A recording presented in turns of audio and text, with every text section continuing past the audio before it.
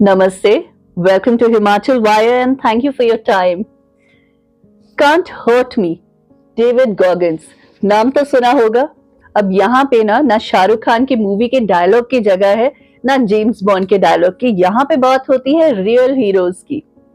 David Goggins introduction शुरुआती दौर से देंगे तो शुरुआती दौर में डेविड गॉगिन्स एक हारा हुआ बच्चा जिसका चाइल्डहुड बचपना इतना खराब निकला कि जिंदगी में आगे कुछ भी करने की हिम्मत तोड़ दी थी। गरीबी देखी इतनी के डॉक्टर के पास जाने के भी पैसे नहीं थे। रेसिज्म का शिकार हुए, टूटा घुटना, दिल में छेद, 100 चीजें। हारना तो हारने के लिए ही बनाया गया, ऐसी एक शख्सियत। लेकिन ये जो बातें होती है ना, डेस्टिनी में जो लिखा है वो मिल जाएगा, वो हो जाएगा, किस्मत क्या कहती है वो देखे, इन सारी चीजों को तोड़ दिया इन्होंने। इनका ये मानना है कि 99% लोगों पे ये चीज बिल्कुल अप्लाई करती है कि आपकी बॉडी की एक लिमिटेशंस होती है, आपके दिमाग की एक लिमिटेशंस होती है। वो लोग वैसा ही करते हैं क्योंकि वो लड़ना नहीं जानते उससे। 1% वो लोग होते हैं जिन्होंने ये डेस्टिनी, लिमिटेशंस, बॉडी की, माइंड की सब तोड़ दी होती है। वो हीरोज होते हैं। MIT में एक फंक्शन हुआ। MIT एक इंटरनेशनल इंस्टीट्यूट है, बहुत माना हुआ। वहां पे इन्हें गेस्ट के रूप में बुलाया गया था, तो बहुत सारी डिस्कशंस हो रही थी। प्रोफेसर्स को इन्होंने बोलते हुए सुना कि हाँ, लिमिटेशंस तो होती है। इनसे पूछा गया, क्या आप इससे इत्तेफाक रखते हैं? लिमिटेशंस होती है हर एक इंसान की। वहां पे इन्होंने कहा था कि हाँ, 99% की, 1% की नहीं। एक एग्जाम्पल दिया कि जब लड़ाई में जाते हैं सोल्जर्स, तो बहुत सारे सोल्जर्स उस लड़ाई के लिए बने ही नहीं होते हैं। वो कहीं थक भी जाते हैं, गिव अप भी कर जाते हैं और डर भी जाते हैं। लेकिन कोई एक होता है उनमें जो लड़ता है, जो हराता है। हीरो वो होता है। वो उस 1% की बात कर रहे थे। लेकिन ये 1% ना हम सब में है, उसको क्रैक करना आना चाहिए। अब इस किताब में इन्होंने क्रैक करने के सारे ट्रिक्स बताए हैं और ये ट्रिक्स इतने आसान हैं। डिसिप्लिन है लेकिन आसान है, क्योंकि हम सबके पास दिमाग है ना जो कंट्रोल कर रहा है हर चीज को। तो अपने दिमाग को खुलने दीजिए। इनकी कहानी बचपन से शुरू करते हैं। तो न्यूयॉर्क में रहते थे एक बहुत अमीर बाप के गरीब बच्चे थे। इनकी माँ का नाम जैकी था, फादर से 17 साल छोटी थी। पिता ट्रूनस एक क्लब चलाते थे, उसके लिए उन्होंने कोई सर्वेंट्स नहीं रखे थे। इनकी माँ जैकी और ये इनके भाई वो ही काम करते थे, गंदे टॉयलेट्स को साफ करना, हर चीज को साफ करना। इस काम में इन्हें रात हो जाती थी, 3 बज जाते थे, उससे भी ज्यादा कभी। तो जो थोड़ा सा वक्त सोने का मिलता था वही था। सुबह स्कूल में पढ़ाई नहीं कर पाते थे, नींद आती थी, पढ़ाई में मन लगना बंद हो गया। पढ़ाई आ ही नहीं रही थी क्योंकि तरीके से तो पढ़ाई चल नहीं रही थी, वो प्रायोरिटी नहीं थी। न्यूयॉर्क के एक पॉश इलाके में घर था, घर के बाहर रोल्स रॉय, मर्सिडीज गाड़ियां खड़ी थी। लेकिन इतने गरीब बेटे थे ये अपने अमीर बाप के कि बचपन में कान से खून निकलने की एक बीमारी हो गई। उसको दिखाने के लिए भी पैसे नहीं दिए गए, उस पर तवज्जो ही नहीं दिया गया। बचपन में पिता ने बहुत मारा, इनकी माँ को बहुत मारते थे। एक बार तो इतना मारा, सीढ़ियों से नीचे गिरा दिया, बेहोश हो गई वो। बाल खींचते हुए उस हालत में भी नीचे लेके आई। उस दिन इनकी मदर ने इमरजेंसी अलार्म बजा दिया था और पुलिस भी आई। लेकिन इनके फादर का इतना रसूख था और वो लोगों के सामने इतनी सिविलाइज रहते थे कि पुलिस वापस चली गई, उनकी माँ के नाक से खून निकलता हुआ देख के भी और उनका सूजा हुआ चेहरा देख के भी। एक बार एक क्लब में गए थे ये लोग, इनके फादर ने लाखों में पैसे गवा दिए। तो वापस आते हुए डेविड ने बोला कि ऐसा नहीं करना चाहिए था। वहीं पे इनके फादर ने कहा कि घर जाके अपने कपड़े खोल के दीवार के साथ खड़े हो जाना, मार पड़नी थी। बहुत डरते थे अपने पिता से, तो जैसा बोला था वैसा ही किया और बेल्ट से बहुत मारा इन्हें। जब इन्होंने बेल्ट को थामने की कोशिश की थी तो इनकी टांगों में, इनके पीठ पे बहुत ज्यादा मारा। वो दिन था जब इनकी माँ ने सोचा कि अब और नहीं। 17 साल का एज गैप तो था, लेकिन इनके फादर ने लीगली मैरिज नहीं की थी इनकी माँ से। तो कोई भी प्रॉपर्टी पे वो क्लेम नहीं कर सकती थी, इसीलिए वो वहां पे रुकी थी कि अब जिंदगी ऐसी ही है। पर कई बार ऐसा वक्त आता है कि आपको एक कदम उठाना पड़ता है और वो कदम ही आपकी बेहतर जिंदगी के लिए होता है। तो ये लोग इंडियाना अपनी नानी के पास चले गए थे। बहुत गरीबी देखी, वहां गवर्नमेंट पेंशन पे जी रहे थे। वहां पे स्कूल ज्वाइन किया, बहुत दिक्कतें आ रही थी, पढ़ना लिखना आता ही नहीं था। सेकंड स्टैंडर्ड में इन्हें लिया गया। तो एक टीचर थी सिस्टर कैथरीन, जिसका नाम इन्होंने किताब में मेंशन किया है। वो टीचर इनका बैकग्राउंड जानती थी, बहुत प्यार से इनको ग्रूम किया। उस साल ये पास भी हुए और बहुत अच्छा साल निकला इनका। लेकिन अगले साल जो टीचर थी ना, उसने बिल्कुल भी कोऑपरेट नहीं किया। तो उस प्रेशर में कि डांट पड़ेगी, हर रोज डांट पड़ती है, डेविड ने चीटिंग करना शुरू कर दिया।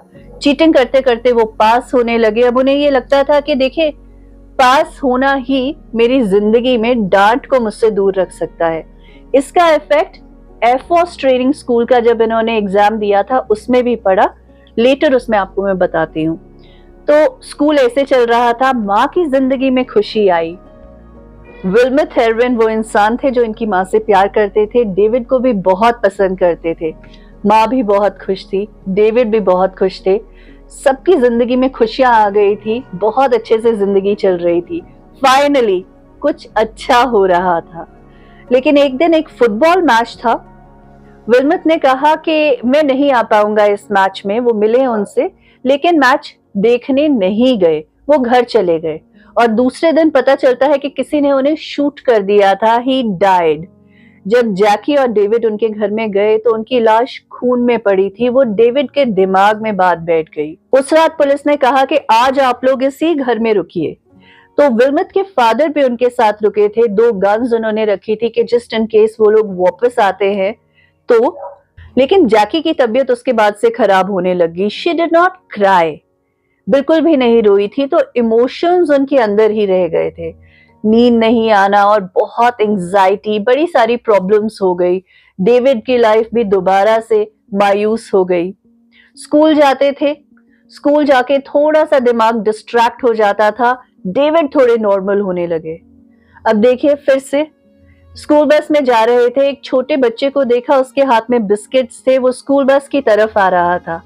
स्कूल बस उसके पास आके ना रुकी नहीं, उस बच्चे के ऊपर से गुजर गई। बस रुकी और सारे बच्चों को नीचे आने के लिए कहा।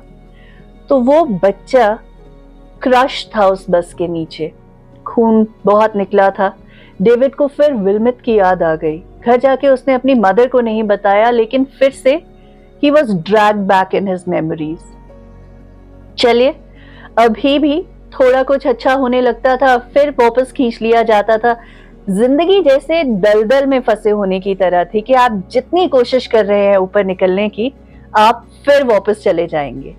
डेविड की जिंदगी में अभी बहुत चीजें होनी बाकी थी। ये रेसिज्म के शिकार होने लगे। इकलौते ब्लैक लड़के वो वहां पे थे, तो सब लोग बोलते थे, उन्हें आदत पड़ चुकी थी। लेकिन ये और इनका भाई एक दिन घर जा रहे थे तो गाड़ी से कुछ लड़के इन पे चिल्लाने लगे और इन्हें रुकने के लिए बोलने लगे। तो ये अपना सर नीचे करके चलते गए, लेकिन वो गाड़ी रुकी और उसमें से लड़के निकले बंदूक लेके। वो बंदूक इनके सर पे तानी गई, तो वो भी एक बहुत बड़ा ट्रॉमा हो गया। इसके बाद स्कूल में किसी ने इनकी नोटबुक पे एक काला लड़का बना दिया और उस पेज के पीछे गालियां लिखी हुई थी। ये बहुत गुस्से में वो नोटबुक लेके प्रिंसिपल के पास गए और उन्होंने कहा कि बस अब मेरी हद पार हो चुकी है, मैं नहीं सहन कर सकता।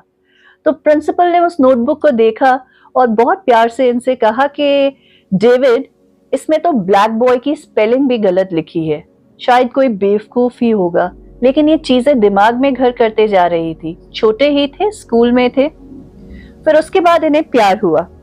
कैंटीन में बैठे थे अपनी टू से लव के साथ, तो उसके फादर आए। फादर ने, क्योंकि वो एक काले लड़के के साथ बैठी थी, बहुत बुरा भला बोला। तो उन्होंने कहा, हर चीज में कुछ ना कुछ मेरे सामने आ जाता है जो मेरी जिंदगी में खुशी आने ही नहीं देता। लेकिन देखिए, जो होपफुल होता है ना, उसे कुछ ना कुछ मिल जाता है खुद को उठाने के लिए।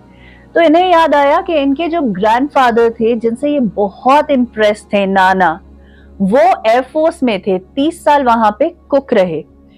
अपनी वर्दी को लेके वो इतना प्राउड फील करते थे कि चर्च होता है क्रिश्चियंस में, संडे को अपने बेस्ट कपड़े पहन के जाते हैं वहां पे। इनके नाना अपनी यूनिफॉर्म पहन के जाया करते थे। डेविड का मन था कि वो एयरफोर्स ज्वाइन करे, एयरफोर्स एज अ पैराट्रूपर, लेकिन बहुत वजन था, 145 किलो। एग्जाम देने का पता नहीं था, यही पता था कि चीट करके पास हो जाते हैं, फॉर्म भरता हूं, चीट करके वहां भी पास हो जाऊंगा, लेकिन उधर ऐसा नहीं होता था। He failed. और जिंदगी के तरीके भी ऐसे हो गए थे, एक रिबेल की तरह अपनी माँ की बात नहीं सुनते थे, कपड़े और जो जीने का तरीका था वो भी गुंडों की तरह ही बना लिया था इन्होंने। लेकिन एक चेंजिंग मोमेंट आया इनकी लाइफ में। अपने दोस्तों के घर बैठे थे, माँ का फोन आया। उन्होंने कहा कि डेविड, तुम्हारे स्कूल से एक लेटर आया है जिसमें तुम्हारी अटेंडेंस 50% है। लेटर में लिखा है कि अगर तुमने एक जस्टिफाइड रीजन नहीं दिया तो तुम्हें फेल कर दिया जाएगा। डेविड ने कहा कि मैं घर आके लेटर लेता हूं। वो घर गए, माँ ने कुछ नहीं कहा, सैंडविच बनाया, उन्होंने खाया, उसके बाद वो नहाने गए। नहा के शीशे के सामने खड़े हुए। मैं आपको वो ट्रिक्स बताऊंगी जो आपको बेहतर बनाएगी, ये सारे जो लिमिटेशंस है उनको तोड़ देगी। वो शीशा इस पूरी स्टोरी में बहुत इंपॉर्टेंट है। तो वो एक शीशे के सामने खड़े थे और खुद को देख रहे थे, खुद से बात कर रहे थे। अपने आप को, अपने से तो झूठ नहीं बोल सकते ना। तो डेविड ने खुद को देखा, ये देखा कि सामने जो शीशे में लड़का दिख रहा है, कम से कम मैं तो उसे अपना दोस्त नहीं बनाना चाहूंगा।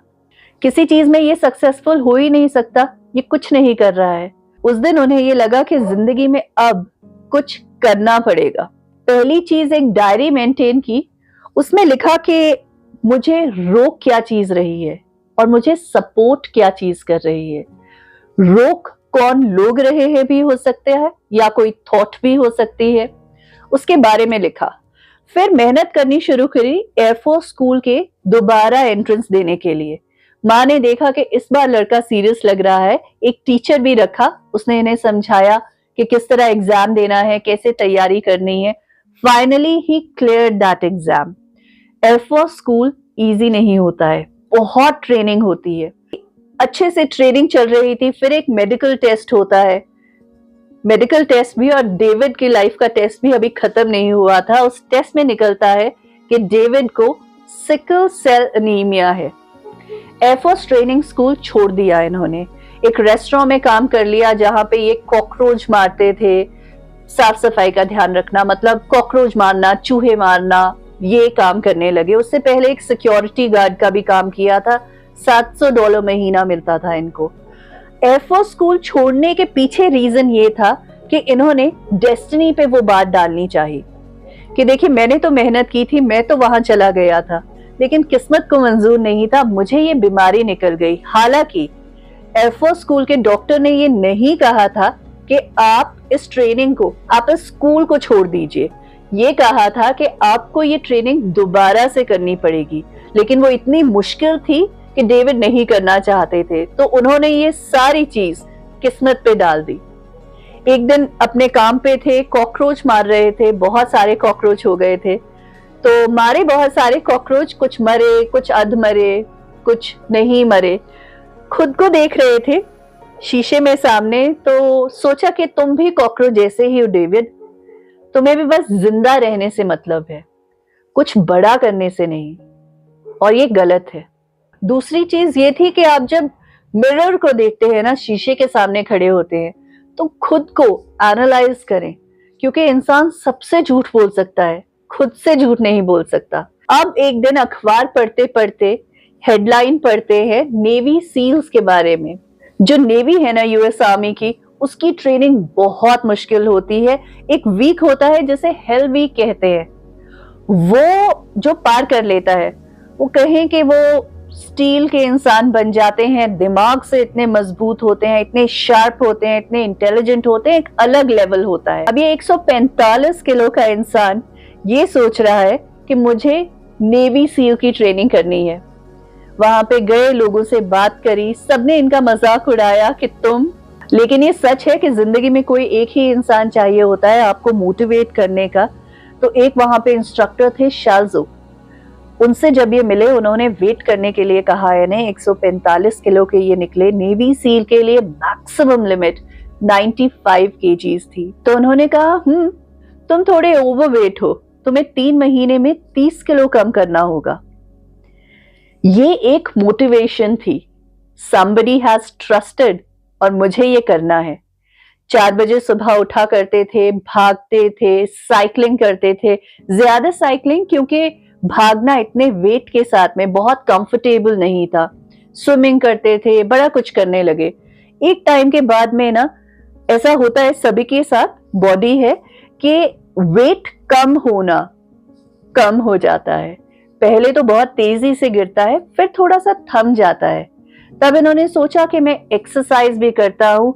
2 महीने में इन्होंने 10 किलो कम कर लिए थे। उसके बाद एक्सरसाइज, स्विमिंग सब इसमें इंक्लूड किया एंड ही रिड्यूस्ड 30 केजीज।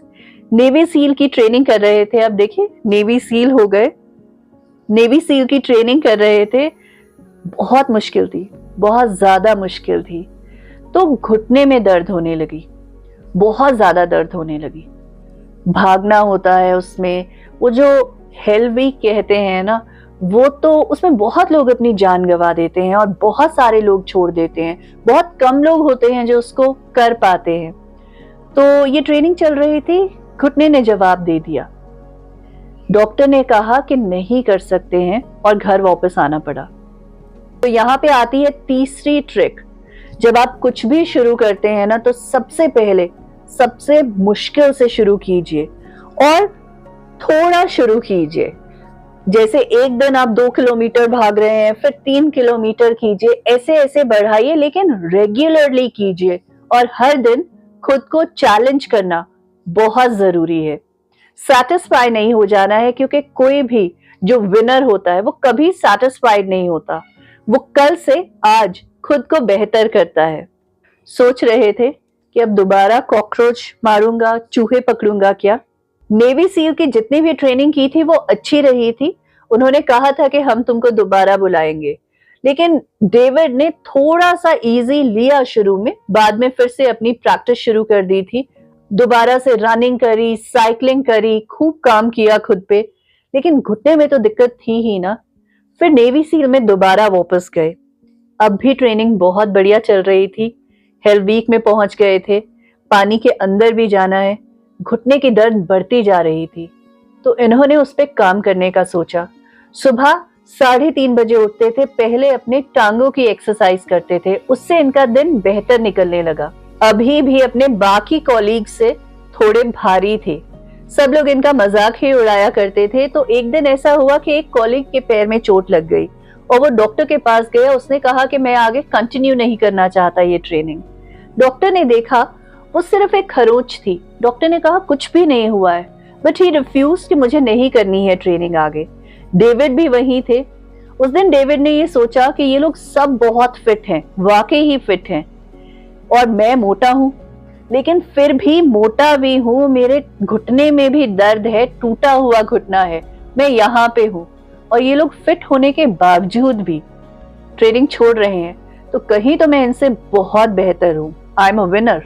चौथी ट्रिक ये है कि आपको पता होना चाहिए कि what is against you and what is supporting you.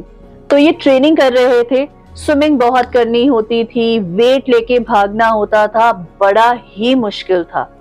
घुटने ने जवाब दे दिया। डॉक्टर ने कहा कि एटलीस्ट 5 महीने का रेस्ट लेना होगा तुमको। एक बार फिर से जितनी तैयारी करी थी, जो सोचा था, उसके आगे डेड ब्लॉक आ गया था।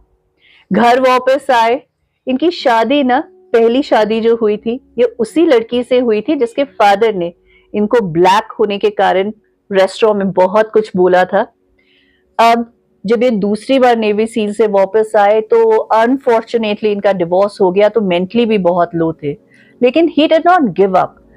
यहाँ पे 5वीं ट्रिक आती है। कहते हैं कि हर एक इंसान के दिमाग में 1 घंटे में 2000 से 3000 थॉट्स आती हैं। आपको अपने दिमाग को ट्रेन करना है, जो थॉट्स आपको आगे बढ़ा सकती हैं, उन्हीं पे ध्यान देना है। तो नेवी सील की ट्रेनिंग में दोबारा गए। इस बार मैं आपको बता देती हूँ कि ये 36 अफ्रीकन ओरिजिन के इंसान बने उसको कंप्लीट करने के लिए। इन्होंने अपने दिमाग को ट्रेन किया कि मुझे सिर्फ मैं हरा सकता हूँ, मैं तभी हारूंगा जब मैं क्विट करूं, चाहे मेरा घुटना टूटा है, जो भी हुआ है, मुझे आगे निकलना है। तो ये एक फिजिकल टफनेस थी, मेंटली तो टफ थे ही, हो गए थे, फिजिकल टफनेस भी थी। ही clear the navy seal training. और अब इन्हें रोकना बहुत मुश्किल था। जो आप पाना चाहते हो ना, उसको आपसे मिलाने से कोई रोक नहीं सकता। इसकी 6 ट्रिक है कि हमारे दिमाग में ना एक लिमिटिंग फैक्टर होता है, गवर्नर, एक लिमिट, कि बस इतना ही कर सकते हैं, उसको ब्रेक करना होगा आपको। क्योंकि क्या होता है ना, ये नेवी सील की ट्रेनिंग के दौरान भी उन्होंने देखा, और वैसे भी जब भाग रहे हैं तो बहुत दर्द हो रही है, लेकिन उसको जब कंटिन्यू कर रहे हैं ना, वो दर्द कहीं कम होने लग जाती है। तो जब आपका दिमाग और आपकी बॉडी आपको ये बोले कि अब रुक जाओ, बस बहुत हो गया, we are giving up, don't give up, उस गवर्निंग फैक्टर को तोड़ना है, जो लिमिट है आपके दिमाग में, उसको तोड़ना है। डेविड ने एक अल्ट्रा मैराथन में पार्टिसिपेट किया। इनका ये मानना था कि मैं जिम जाता हूँ, मैं इतना वेट्स उठाता हूँ, हर रोज इतनी एक्सरसाइज करता हूँ, I am good for it. लेकिन मैराथन ना थोड़ी अलग होती है। चलिए, इन्होंने वो कंप्लीट की, 5th पोजीशन पे आए थे। उसके बाद अपने नेवी कमांडर को लिखते हैं कि मैंने इस तरह की मैराथन कंप्लीट की है, 24 घंटे की थी, मैंने 17 घंटे में कंप्लीट की है। आपकी तरफ से कोई भी ट्रायथलॉन मैराथन हो, मुझे बताइए, मैं पार्टिसिपेट करना चाहूंगा। तो वहां से जवाब आता है कि 24 घंटे भागना था, तुम सिर्फ 17 घंटे क्यों भागे? तो ही वाज कि मुझे लगा कि ये तो खुश होंगे, बट 17 घंटे क्यों भागे? लेकिन उसके नीचे ये लिखा था, अगली ट्रायथलॉन के लिए तैयार रहो। अब एक और बात सुनिए कि जब मैराथन में पार्टिसिपेट किया था ना, तो चक्कर आ रहे थे, हालत खराब हो रही थी, सांस नहीं लिया जा रहा था। तो डॉक्टर के पास गए। क्या कहता है डॉक्टर? इनके दिल में छेद है। Can you imagine, navy seal की ट्रेनिंग कंप्लीट करी है इस इंसान ने, मैराथन भाग रहा है, इतनी एक्सरसाइज कर रहा है, सब कुछ हो गया है, इनके दिल में छेद है। सिकल सेल एनीमिया वो पहले, अब दिल में भी छेद का पता चलता है। 2 हार्ट सर्जरीज हुई इनकी, उसके बाद में वेट बढ़ गया था। फिर उसके बाद मलेशिया गए, मलेशिया में ट्रेनिंग थी इनकी, नेवी सील्स की ही, वहां पे भी बहुत मुश्किलें आई इनको। लेकिन डेविड ने अपने मेंटल और फिजिकल चैलेंजेस को हराना शुरू कर दिया था, अब रोकना मुश्किल था। तो नेवी सील्स में क्या होता है कि जब आपकी ट्रेनिंग होती है, आप एंटर करते हो, इट इज वेरी डिफिकल्ट, लेकिन जब जॉब में आ जाते हो ना, तो इतना ज्यादा रिगरस नहीं रहता। ऑपरेशन के बाद में थोड़ा रेस्ट भी किया था, वेट फिर से बढ़ गया था, तो सोचा अब क्या करें। तो आर्मी रेंजर स्कूल होता है, इतनी खतरनाक ट्रेनिंग होती है कि जो नेवी सील्स डिसिप्लिन नहीं होते, उन्हें वहां भेजा जाता था कि अच्छे से पनिश हो। इन्होंने खुद ऑप्ट किया उसको, वहां पे 25 किलो घटाए, ट्रेनिंग अच्छे से पूरी की, और लीडरशिप अवार्ड भी मिला इन्हें। 9th ट्रिक ये है कि आपको अपने कंफर्ट जोन से निकलना होता है। बहुत सारे लोग, मैक्सिमम लोग कुछ करते हैं अपने कंफर्ट जोन में रह के, कि ये मेरा कंफर्ट जोन है, यहाँ पे मैं ये परफॉर्म करता हूँ, इतने सालों से कर रहा हूँ, that's it, I am wonderful at it. लेकिन जब आप अपने कंफर्ट जोन से निकलते हैं ना, आप तब खुद को पुश करते हैं, अपना असली पोटेंशियल आप तब देख पाते हैं। अब क्या करे डेविड? तो डेविड ने सोचा, पुलअप्स पे ध्यान गया कि वर्ल्ड रिकॉर्ड बनाऊंगा। वीकेंड्स पे जबरदस्त प्रैक्टिस रहती थी, खूब पुलअप्स करते थे। इन्हें लगा मैं तैयार हो गया हूँ, अटेम्प्ट करने के लिए गए। तो पहली बार जब इन्होंने पुलअप्स करने शुरू किए थे ना, तो उन्होंने देखा कि रॉड शायद थोड़ी ढीली है, लेकिन कुछ बोले नहीं। पहले 1550 पुलअप्स किए, थक गए थे, अब बाजू ना वजन नहीं ले रही थी। फिर 6 घंटे में तकरीबन 2000 पुलअप्स ही कर पाए। घर जाके एक आफ्टर इफेक्ट रिपोर्ट बनाई। उसमें आफ्टर इफेक्ट रिपोर्ट मुझे लगता है हम सबको बनानी चाहिए, हारे कैसे, अपनी कमियां हमें पता होनी जरूरी है, क्लैरिटी के साथ, तभी हम उन पे काम कर सकते हैं। तो उन्होंने घर जाके वो रिपोर्ट बनाई। उसमें इन्होंने समझा कि फोकस नहीं थे, डिस्ट्रैक्शन हो गई थी। बीच में लोग आ रहे थे, इनके साथ सेल्फीज ले रहे थे। एक सॉल्ट टैबलेट नहीं ली थी। सॉल्ट टैबलेट्स स्पोर्ट्समैन लेते हैं। तो दूसरी बार और प्रैक्टिस की और सोचा कि अब मैं तैयार हूं। ये वर्ल्ड रिकॉर्ड बनाने का इनका दूसरा अटेम्प्ट था। 2 महीने बाद पहले अटेम्प्ट के 13 घंटे पुलअप्स करने के बाद में बाजू में दर्द, 17 घंटे बाद क्रैम्प्स आने लगे। बहुत मुश्किल होता है। हाथों में बहुत दर्द हो गया था। 2000 पुलअप्स कर चुके थे। 2019 जब हुए तो हाथों की स्किन निकल आई थी। फिर इन्होंने सोचा कि थोड़ी सी ब्रेक लेता हूं और अब 800 का सेट करूंगा। वो नहीं हो पाया। फिर से घर जाके आफ्टर इफेक्ट रिपोर्ट बनाई, खुद को फिर से समझा और समझाया, तैयार किया तीसरे अटेम्प्ट के लिए। And in his third attempt he did it. 20 जनवरी 1913 की सुबह 4021 पुलअप्स करके वर्ल्ड रिकॉर्ड बनाया था इन्होंने। ये बहुत मुश्किल था, लेकिन इन्होंने किया। और जब इन्होंने किया तो बहुत सारे लोगों ने ऐसा सोचा कि वो भी कर सकते हैं। अपने लिमिट्स को उन लोगों ने भी ब्रेक किया और अब ये वर्ल्ड रिकॉर्ड काफी ज्यादा का है।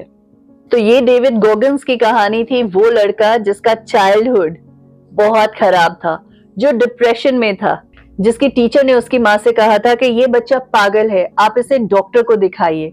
डेविड को उस वक्त ये पता था कि मैं पागल नहीं हूं, मैं डिप्रेशन में हूं। लेकिन ये डिप्रेशन क्या होता है, लिमिटेशंस क्या होती है, किस्मत क्या होती है, ये सारी चीजों को एक बैग में बंद कर दिया इन्होंने। इनका ये मानना है कि जो हम खुद पर काम करके कॉन्फिडेंस लाते हैं ना, वो किसी भी मोटिवेशनल स्पीकर, मोटिवेशनल स्टोरी से गाइडेड नहीं होता है। हो सकता है किसी को सुनकर आप थोड़े मोटिवेट हो जाए, लेकिन वो कुछ देर के लिए होता है। जब तक आप खुद को डिसिप्लिन नहीं करते, जब तक आप खुद जीतने के लिए राजी नहीं होते, तब तक आपको कोई जिता नहीं सकता। और जिस दिन आप राजी हो जाते हैं हर लिमिट को तोड़ने के लिए, समझने के लिए कि मुझे क्या रोक रहा है, समझने के लिए कि किस चीज ने मुझे बांधा है, उस दिन आपका कॉन्फिडेंस एक अलग ही लेवल का होता है। Last but not the least मैं आपको एक बात बताऊंगी, इसी किताब से है। एक कुकी जार की बात हुई है। कुकी जार बचपन में बिस्किट्स वगैरह या कोई भी आपकी पसंदीदा चीज, लड्डू या व्हाट एवर यू लव्ड, डब्बों में पड़ा होता था, तो उसी को एक कुकी जार कहा गया है। क्या होता है ना कि बहुत सारी चीजें होती हैं, कुछ अच्छी कुछ बुरी। ज्यादातर जो हमारा दिमाग होता है वो बुरी और मायूसी भरी चीजों की तरफ जाता है। जिंदगी में कई बार हम बहुत मायूस होते भी हैं। उस वक्त हमें बाहर मोटिवेशन नहीं ढूंढनी पड़े। जो सेल्फ मोटिवेशन होती है ना, वो बेस्ट होती है। तो एक कुकी जार लीजिए, डब्बा, जिसमें जो आपने बहुत अच्छा किया है, जिसने आपको सक्सेसफुल बनाया है, जो आपकी क्वालिटीज है, वो चिट्स पे लिख के डालिए। उस कुकी जार को धीरे धीरे भरने दीजिए। मेहनत करेंगे ना तो ही भरेगा, कुछ कुछ करते रहेंगे अच्छा अच्छा तो ही भरेगा। फिर जिस दिन मायूस होते हैं ना, कहीं जाने की जरूरत नहीं है। अपना डब्बा खोलिए और उन चिट्स को पढ़िए कि मैंने ये भी किया था, मैं इसके भी केपेबल हूँ, मैं ये कर सकता हूँ, वो चीज हुई थी तो ये भी हो जाएगी। ये कमाल की किताब है जो कहती है कि आप अकेले ही काफी हो हर चीज को जीतने के लिए। कोई भी ऐसी चीज नहीं है जो आपको रोक सकती है। तो this was can't hurt me, David Goggins. ये न्यूयॉर्क टाइम्स की बेस्ट सेलर है। Master your mind and defy the odds. बस यही तो है, खुद को लिमिट नहीं होने देना है। ऐसी किताबें ना आपकी लाइब्रेरी में रखी हुई, आपके घर में रखी हुई बड़े प्राइज पोजेशन सी होती हैं, गोल्डन बुक्स। पढ़िए और खरीदिए। Till next time, thank you.